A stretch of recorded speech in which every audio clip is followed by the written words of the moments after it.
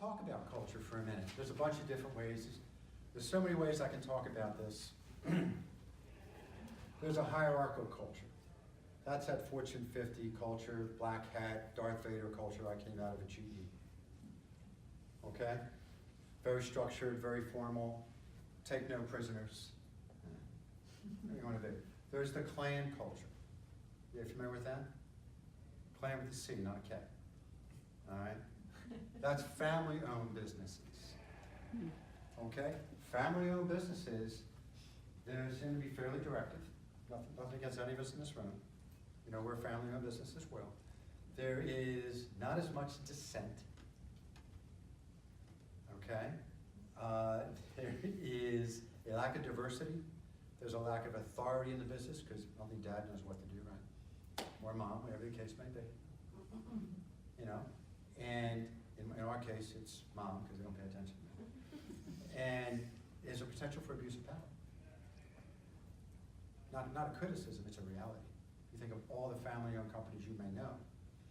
What's the succession? We don't know, etc. The other is a market culture, which is very similar to a hierarchical culture. And I know this stuff's kind of boring, but a market culture is very, very structured, very formal. But it is held hostage. And this is where we have to be careful as entrepreneurs. It is held hostage to the market.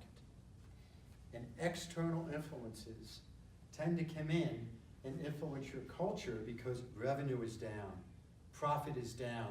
How am I going to make next week's payroll? So we start forgetting about and sacrificing what we established and why we established our organization. And that's something we have to watch. Think about no excuses. I typed that out, I put it on my wall. I start going down that path again from my just incredibly stupid mistake when I started this company. And I've thought about it. And if I don't get smacked in the back of the head by Kim, because I'm starting to talk that way, I look at the wall and that reminds me that I shan't go down that path. I'll give you some examples.